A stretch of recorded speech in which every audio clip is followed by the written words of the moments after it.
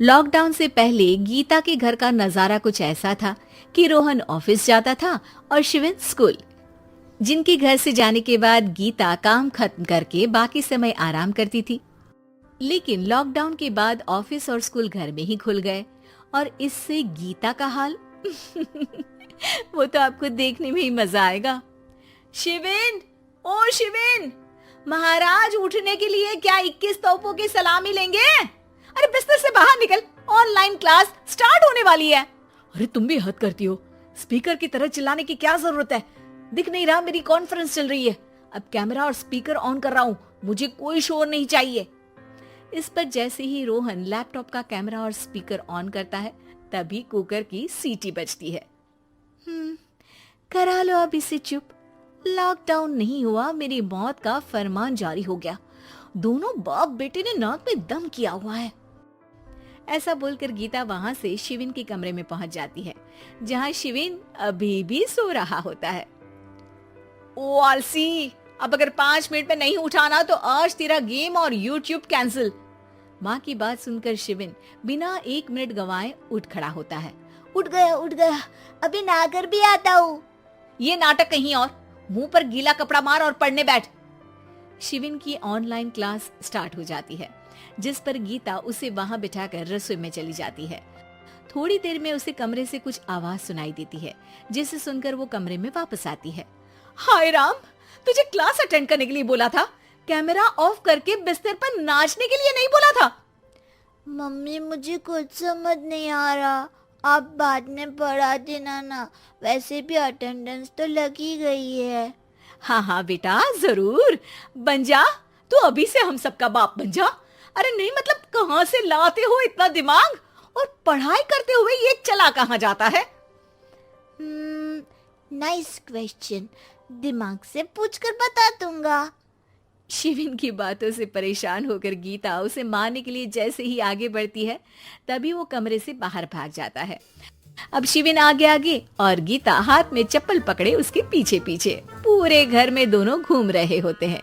इसी बीच वो रोहन के पास पहुंच जाता है और शिविन को मारने वाली चप्पल रोहन के लैपटॉप पर जाकर गिरती है। ओए माँ! मम्मी, अब पापा को चप्पल मार रही हो?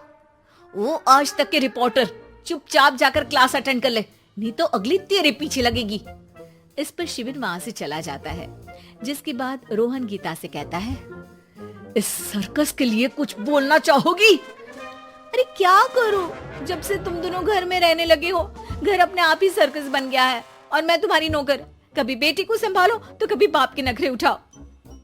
इन्हीं सब उथल पुथल में दिन बीतते रहते हैं, जिसमें हर रोज घर के अंदर कुछ नया सियप्पा खड़ा मिलता है, जो ज्यादातर शिविन और रोहन के ऑनलाइन स्कूल और ऑफिस से रिलेटेड ही होता है। एक सुबह, शिविन चल उठ, आज की क्लास जल्दी है।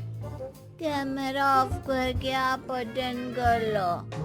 अरे ऐसे छित्तर पड़ेंगे, दादी नानी सब एक साथ याद आ जाएंगी। गीता की लाख मशक्कतों के बाद क्लास तो खत्म हो जाती है, लेकिन उसके बाद शिविन फोन इस्तेमाल करते हुए इंस्टाग्राम रील बनाने लगता है। रसोड़े में कौन था? तुम थी, मैं थी, कौन था? हाँ, मैं गरीब हूँ। अरे ओ गरीब के बेटे, आजा, मैं बनाती हूँ तुझे गरीब। मैं बताती हूँ रसोड़े में कौन था।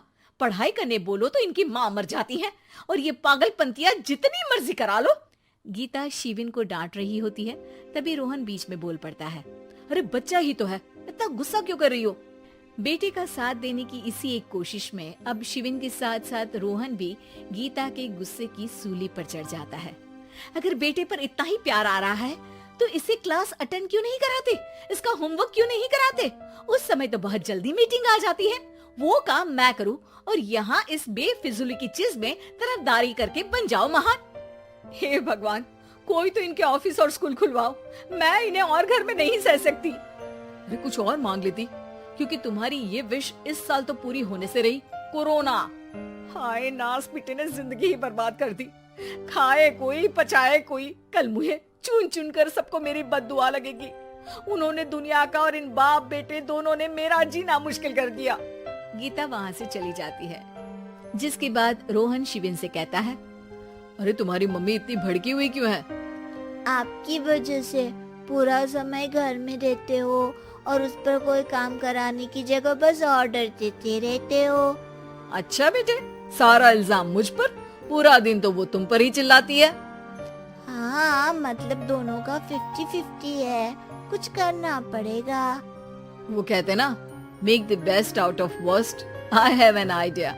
वैसे तुम्हारी माँ सही कहती है, बहुत जुबान चलाने लगे हो, कम बोला करो।